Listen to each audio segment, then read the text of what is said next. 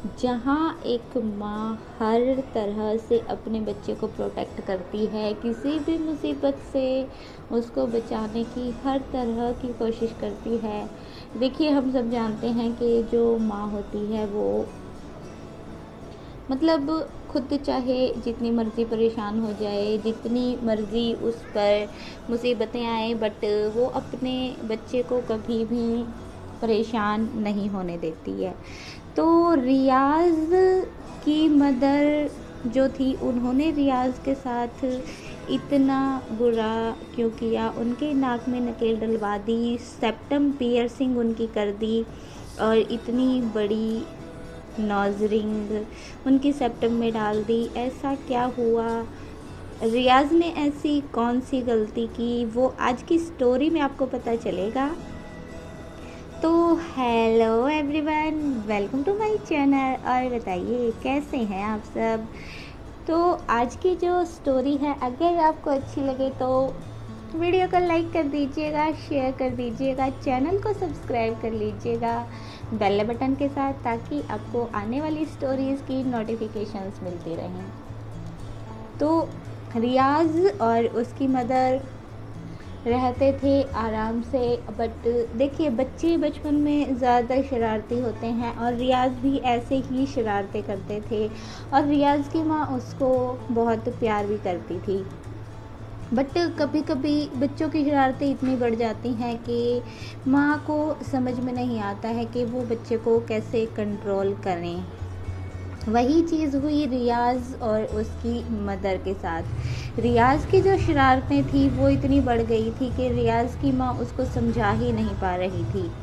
रियाज़ किसी भी बच्चे को बाहर से पीट कर आ जाते थे। बाहर शरारतें करना उनके लिए एक आम बात थी और मतलब रियाज़ की माँ को रियाज़ की इतनी सारी शिकायतें आती थी कि रियाज़ की जो माँ है वो लोगों को जवाब देते देते उनसे माफ़ी मांगते मांगते परेशान हो गई थी। तो रियाज़ जब किसी तरह से काबू में नहीं आए, वो समझने को तैयार ही नहीं थे, तो रियाज़ की जो मदर हैं उन्होंने एक पंडित से बात की। तो पंडित ने उनको सलाह दी कि आप अपने बेटे की सेप्टम पियर्सिंग है वो करवा दीजिए।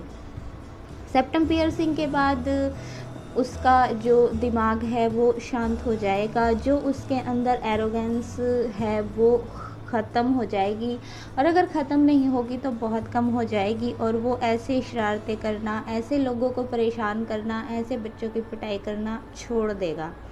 तो रियाज़ की मम्मी को जो पंडित जी थे उनकी बात सही लगी और उन्होंने एक पंडित जी से दिन निकलवाया और उस दिन रियाज़ की जो सेप्टम पियर्सिंग है वो करवा दी। रियाज़ बोलते हैं कि सेप्टम पियर्सिंग के बाद बहुत टाइम तो मुझे पेन ही इतना होता था कि मैं घर से बाहर नहीं निकल पाता था, बच्चों के साथ खेल नहीं पाता था और शरारतें करना तो बहुत दूर की बात है। मतलब रियाज़ अपने दर्द की वजह से थोड़ा शांत हो गए थे, वो घर से बाहर नहीं जाते थे। और जब रियाज़ थोड़ा सा ठीक हुए, उनकी पियर्सिंग थोड़ी सी ठीक हुई और उन्होंने बाहर जाने का सोचा, तो रियाज़ की जो फ्रेंड्स थे, रियाज़ के साथ के जो बच्चे थे या जो बड़े लोग भी थे, वो उसका मजाक बनाते थे, उसके साथ मस्ती करते थे कि तुम्हारे नाक में ये नकेल डली है, तुम्हारी माँ ने तुमको नकेल डालकर ऐसे जानवर की तरह बना दिया है और तुम्हारी माँ ने तुमको ये सज़ा दी है। मतलब आसपास के जो लोग थे और रियाज़ के साथ के जो बच्चे थे वो उसका बहुत मजाक बनाते थे, बट रियाज़ कुछ नहीं कर पाते थे। तो धीरे धीरे उन्होंने घर से बाहर निकलना कम कर दिया, बच्चों के साथ खेलना बंद कर दिया और वो ज़्यादातर घर में ही रहते थे। तो रियाज़ की जो शरारतें हैं, रियाज़ की जो शिकायतें हैं, वो ज़्यादातर बंद ही हो गई थी। धीरे धीरे रियाज़ बड़े हो जाते हैं, उनको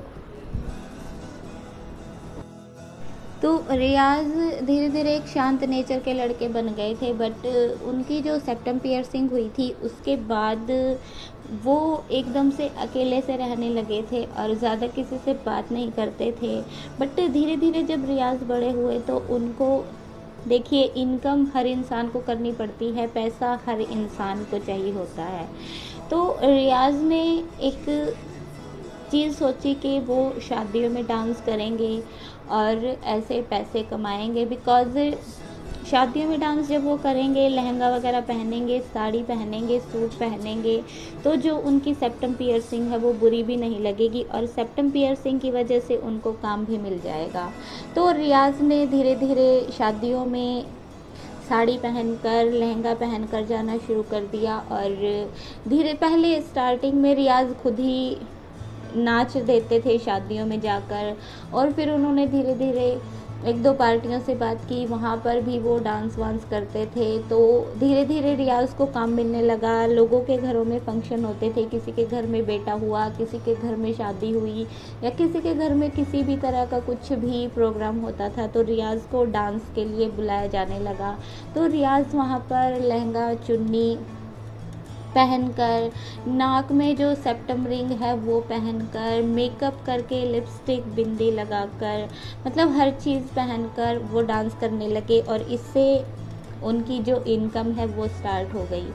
तो रियाज़ को काम मिल गया सेप्टम पियर्सिंग की वजह से, और रियाज़ को ये सेप्टम पियर्सिंग बंद नहीं करनी थी क्योंकि उनको लगता था कि उनकी माँ ने उनको एक सज़ा दी है जिसको वो अपनी लाइफ में जब तक हो सकेगा तब तक निभाएंगे, और उसको ना हटाने की बजाय रियाज़ ने एक फ़ीमेल क्रॉस ड्रेसर बनना जो है वो मंजूर किया कि मैं एक क्रॉस ड्रेसर की लाइफ जो है वो स्पेंड करूँगा और अपना जो ज़िंदगी है उसको व्यतीत करूँगा। तो जब रियाज़ शादियों में डांस करते हैं वो साड़ी पहनते हैं, सूट पहनते हैं, हाथों में ढेर सारी चूड़ियाँ पहनते हैं, सेप्टम में अच्छी सी सुंदर सी नोज़ रिंग पहनते हैं, माथे पर बिंदिया, कानों में झुमके और हाथों में चूड़ियाँ और पैरों में पायल, मतलब सब कुछ पहन के रियाज़ डांस करते हैं। बट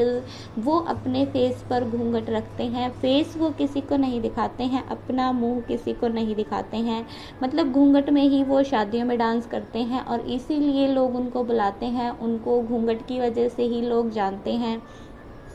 और अभी रियाज़ ने जो अपना नाम है वो रियाज़ से रेज़ा रख लिया है। किसी को भी अगर अपने घर में फंक्शन में रियाज़ को बुलाना होता है तो सब लोग जानते हैं कि रेज़ा है, ये रेज़ा का फ़ोन नंबर है और रेज़ा घूंघट में डांस करती है, बहुत अच्छा डांस करती है और जिस भी शादी पार्टी में डांस करती है वहाँ पर जो लोग हैं वो उनकी बहुत तारीफ़ करते हैं।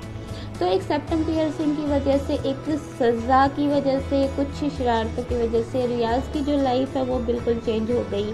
उनकी माँ ने ही उनको रियाज़ से रेज़ा बना दिया।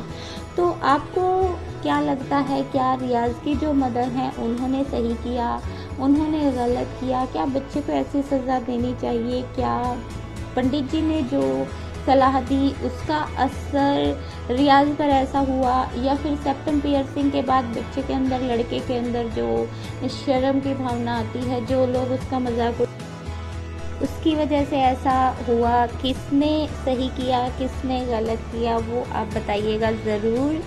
तो अपने विचार आप कमेंट बॉक्स में ज़रूर शेयर कीजिएगा कि रियाज़ का जो रेज़ा बनने का सफ़र था वो आपको कैसा लगा। और अब आपको नेक्स्ट टाइम मिलेंगे किसी और स्टोरी के साथ, तब तक हैप्पी रहें, हेल्दी रहें, चैनल को सब्सक्राइब करके रखें बेल बटन के साथ, ताकि आपको ऐसी इंटरेस्टिंग, कुछ हट के, कुछ यूनिक स्टोरीज़ सुनने को मिलती रहें। तो अच्छा खाना खाया कीजिए और अभी के लिए आप bye, take care and thank you so much for watching.